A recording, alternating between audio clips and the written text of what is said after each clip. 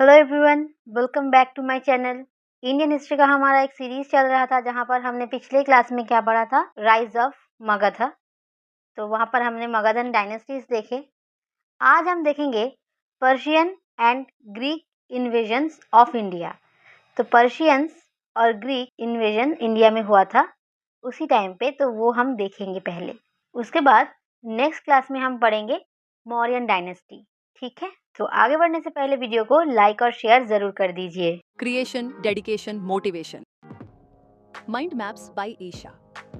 देखिए, एक बात मैं बता दूं, पर्शियन इन्वेजन और ईरानियन इन्वेजन दोनों सेम चीज़ है। और अगर कहा जाए कि ग्रीक इन्वेजन या फिर मैसिडोनियन इन्वेजन, दोनों सेम है, क्योंकि ग्रीस के मैसिडोनिया के राजा थे अलेक्जेंडर और उन्होंने ही इंडिया में इन्वेजन किया था। इसीलिए मैसिडोनियन इन्वेजन कहा जाए या फिर ग्रीक इन्वेजन कहा जाए, दोनों एक ही चीज़ को मीन करेगा। ठीक है, याद रखना। तो देखिए, इंट्रोडक्शन है। The Persians were the first to invade India and were followed by Greeks. तो फर्स्ट कौन है इंडिया को इन्वेट करने वाले? पर्शियंस, उसके बाद Greeks. The Persian invasion of India टूक प्लेस इन 2 phases। 2 phases में हुआ था Persian invasion. First phase was carried out by Cyrus around 535 BCE and the second phase by Darius in 518 BCE. The Greek invasion of India was carried out by the famous ruler Alexander the great. Alexander बहुत famous है, पता होगा आपको Alexander का नाम। तो कब उन्होंने इंडिया में इन्वेजन किया था? 327 BCE, 327 BCE। ये ईयर याद रखना इम्पॉर्टेंट है। ठीक है, ये ईयर भी हो सके तो याद रखना।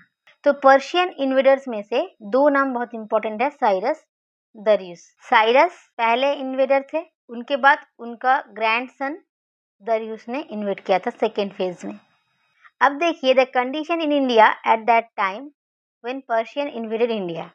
तो जब पर्शियन इन्वेजन हुआ इंडिया में, उस टाइम पे इंडिया का कंडीशन क्या था वो हम देखेंगे। In the north east India, smaller principalities and republics gradually merged with Magadhan empire. जो छोटे छोटे प्रिंसिपलिटीज थे, रिपब्लिक्स थे, वो मगध एम्पायर के साथ इमर्ज कर रहे थे। इन the north east India, several small principalities such as those of Kambodjas, Gandharas, Madras were fighting one another। North east में, इस साइड में क्या हो रहा था कि छोटे छोटे जो प्रिंसिपलिटीज थे मगध एम्पायर के साथ इमर्ज कर रहे थे। और यहाँ पर क्या हो रहा था कि कम्बोजस, गंधरस, मद्रास जैसे छोटे छोटे प्रिंसिपलिटीज एक दूसरे के साथ लड़ाई कर रहे थे। This area did not have any powerful kingdom like that of Magadh. तो ये एरिया में तो मगध है, ठीक है, यहाँ पर तो मगध एम्पायर है बहुत पावरफुल, कोई दिक्कत नहीं है। लेकिन यहाँ पर कोई पावरफुल किंगडम नहीं था मगध एम्पायर जैसा, तो इसीलिए आसान हो गया होगा इनके लिए इन्वेट करना बाहर से आकर। ठीक है, पर्शियन इन्वेजन इसीलिए तो हुआ कि यहाँ पर कोई पावरफुल किंगडम नहीं था। At that time Bimbisara of Haryanka dynasty was ruling over Magadh. जब पर्शियन इन्वेजन हुआ तब मगध में किसका रूल चल रहा था? बिम्बिसार का, हर्यंक डायनेस्टी के बिम्बिसार का।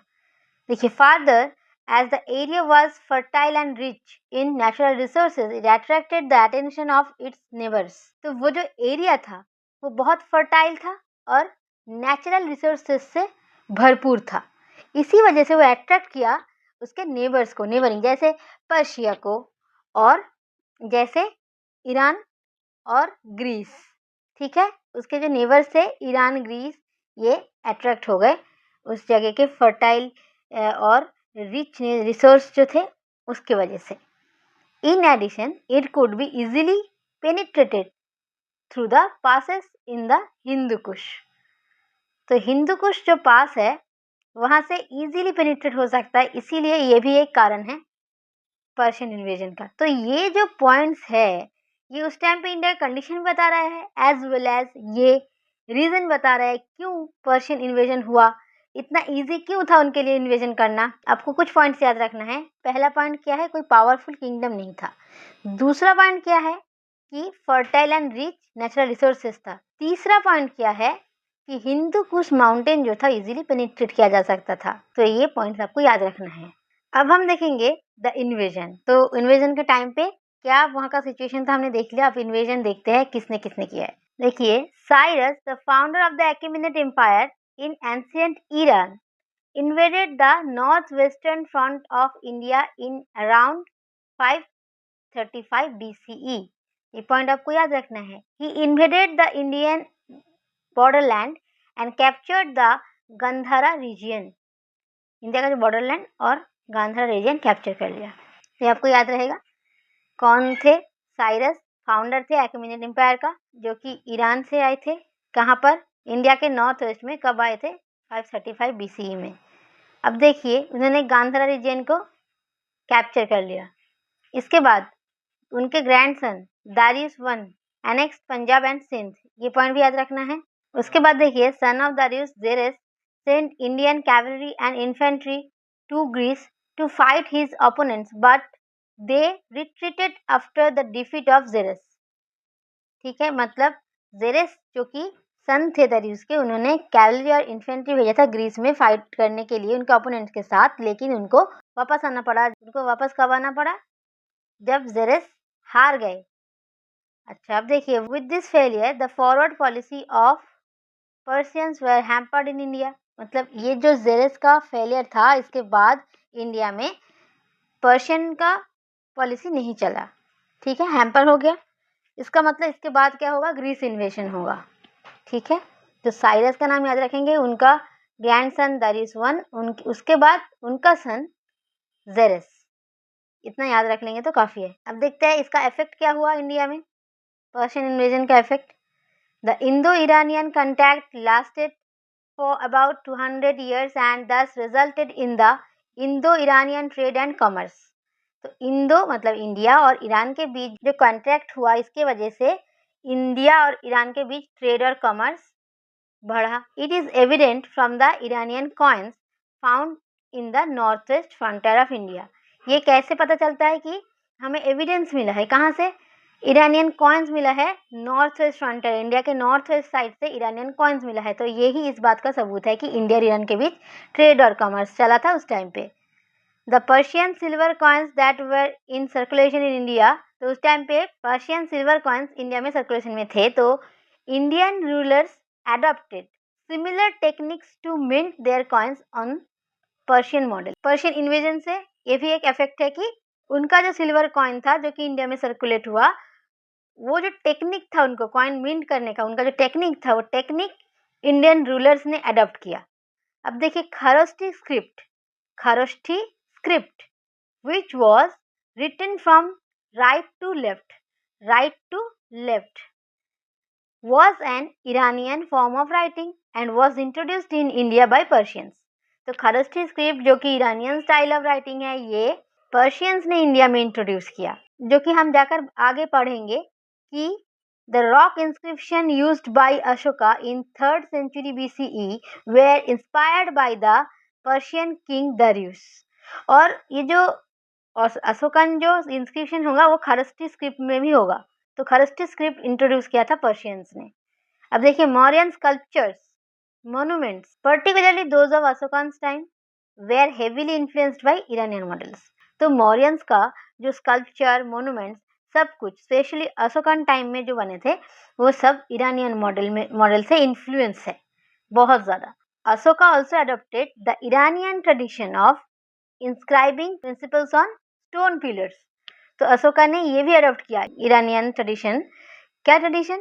कि स्टोन पिलर्स में प्रिंसिपल्स को, उनका जो नीति है, वो इंस्क्राइब करना।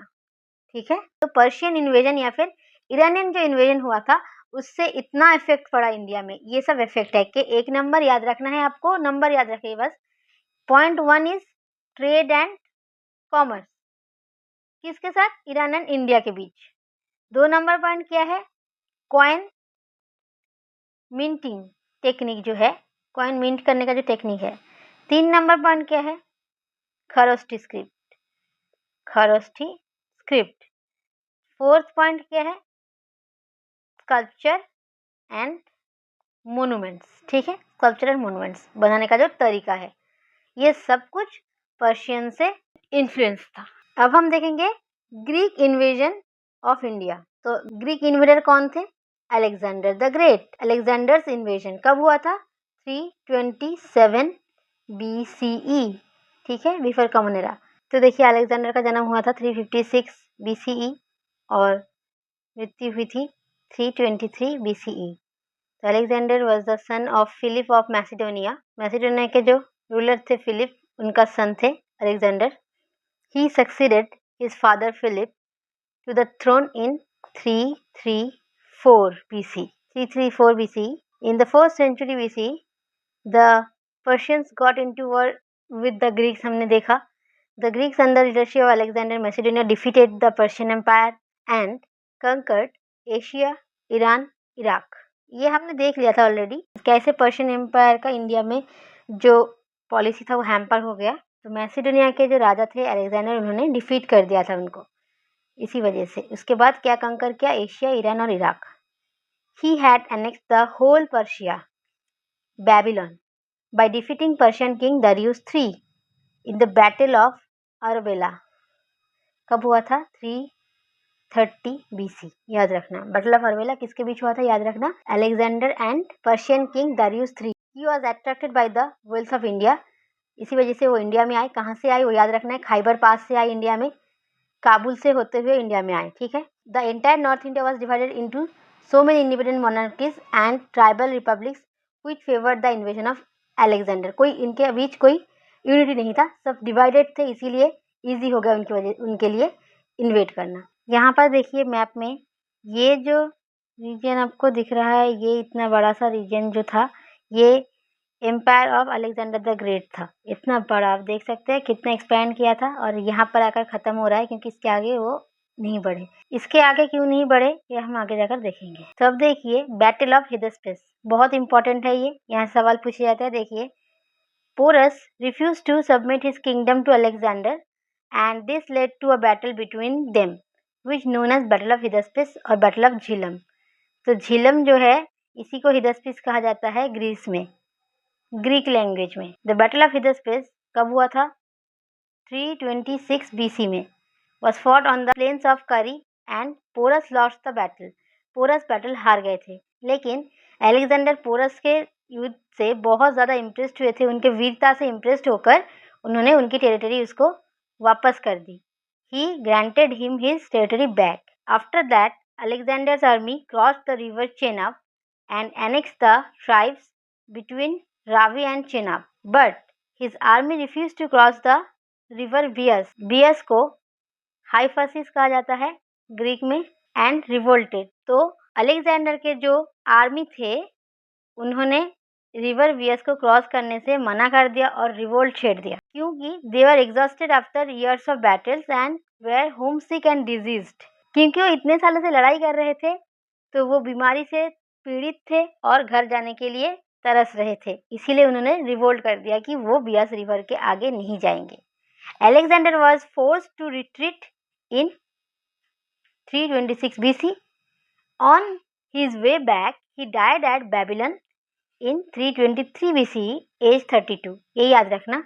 तो कुछ पॉइंट यहाँ से देखिए यहाँ पर बस कहानी की तरह याद रखिए कि अलेक्जेंडर जो थे वो इंडिया इन्वेट करने आए थे, लेकिन पोरस से उनका जब टक्कर हुआ, वहाँ पर लड़ाई हुआ पोरस और उनके बीच, पोरस ने उनसे हार नहीं माना तो लड़ाई छेड़ दी।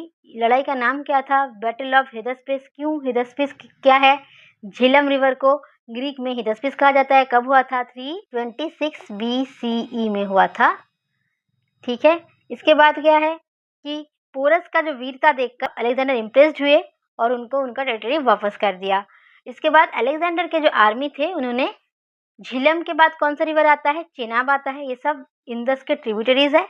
तो झिलम के बाद आता है चेनाब, तो चेनाब रिवर को क्रॉस किया और चेनाब और रावी रिवर के बीच में जो एरिया है उसको एनेक्स किया।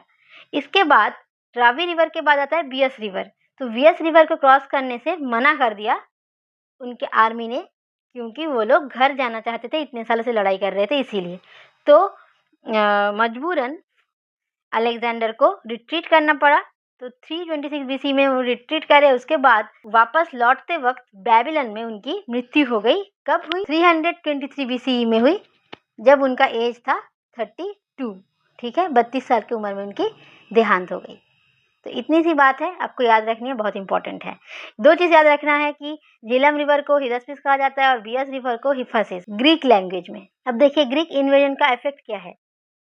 Effects of Greek invasion देखिए, the invasion by Greeks, especially under Alexander the Great, led to direct contact between India and Greek for the first time. तो इंडिया और ग्रीक के बीच जो डायरेक्ट कॉन्टैक्ट हुआ पहली बार, तो new trade and travel routes open हुआ, both land and sea, enhancing connectivity between India and the west. India और वेस्ट के बीच एक कनेक्टिविटी एनहांस हुआ। Greek settlements were established in the north western region of India. Many Greeks chose to remain in India and later lived peacefully under the Mauryan rulers, including Chandragupta Maurya and Asoka.